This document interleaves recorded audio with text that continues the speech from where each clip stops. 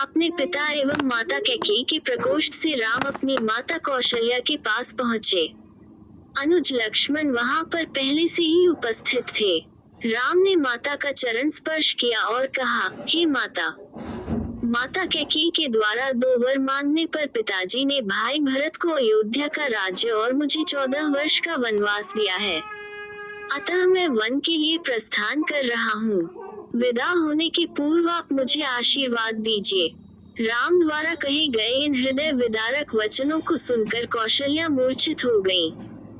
राम ने उनका यथोचित उपचार किया और मूर्छा भंग होने पर वे विलाप करने लगी। उनका विलाप सुनकर लक्ष्मण बोले, माता, भैया राम तो सद्गुरुजनों का सम्मान तथा उनकी आज्ञा का पालन करते हैं। मैं समझ नहीं पा रहा हूँ कि मेरे देवता तुल्य भाई को किस अपराध में ये दंड दिया गया है। ऐसा प्रतीत होता है कि वृद्धावस्था ने पिताजी की बुद्धि को भ्रष्ट कर दिया है। उचित यही है कि बड़े भैया उनकी इस अनुचित आज्ञा का पालन न करें और निष्कंटक राज्य करें। भैया राम के विरुद्ध सिर उठाने वालों को मैं तत्काल कुचल दूंगा। राम का अपराध क्या है? उनकी नम्रता और सहनशीलता। मैं प्रतिज्ञा करता हूँ कि यदि राम के राजा बनने में भरत या उनके पक्षपाती कंटक बनेंगे तो मैं उन्हें उसी क्षण यमलोक भेज दूंगा। मैं भी उसी प्रकार आपके दुखों को दूर कर दूंगा जिस प्रकार से सूर्य अंधकार को मिटा देता है। लक्ष्मण के शब्दों से माता कौशल्या को ध्यान धस मिला और उन्होंने कहा, पुत्र राम, तुम्हारे छोटे भाई लक्ष्मण का कथन सत्य है। तुम मुझे इस प्रकार बिलखता छोड़कर वन के लिए प्रस्थान नहीं कर सकते। यदि पिता की आज्ञा का पालन करना तुम्हारा धर्म है तो माता की आज्ञा का पालन करना भी तुम्हारा धर्म ही है। मैं तुम्हें आज्ञा देती हूँ कि अयोध्या में रहकर मेरी सेवा करो। इस पर माता को धैर्य बंधाते हुए राम बोले, माता, आप इतनी दुर्बल कैसे हो गईं? ये आज आप कैसे वचन कह रही हैं? आपने ही तो मुझे बचपन से पिता की आज्ञा का पालन करने की शिक्षा दी है।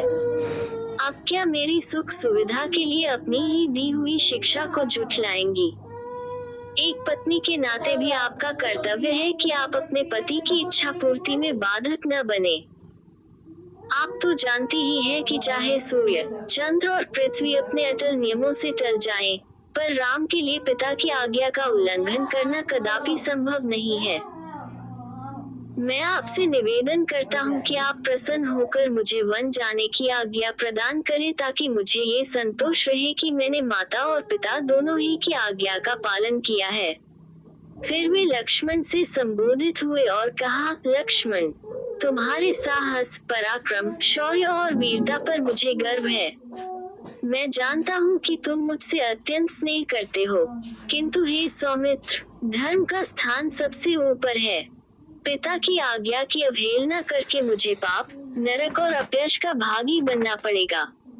इसलिए हे भाई, तुम क्रोध और क्षोभ का परित्याग करो और मेरे वन गमन में बाधक मत बनो।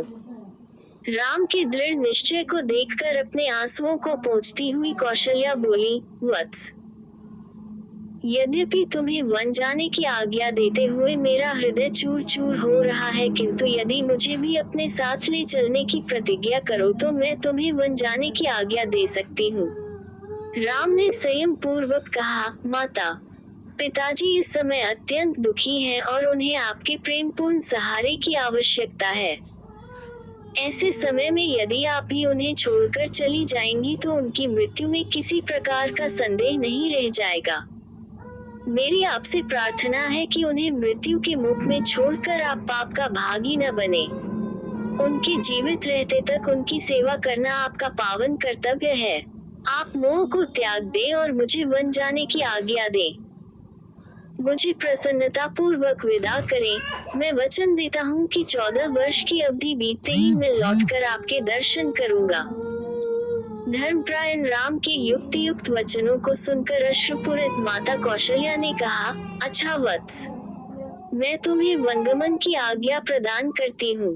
परमात्मा तुम्हारे वनगमन को मंगलमय करे। फिर माता ने तत्काल ब्राह्मणों से हवन कराया और राम को हृदय से आशीर्वाद देते हुए विदा किया।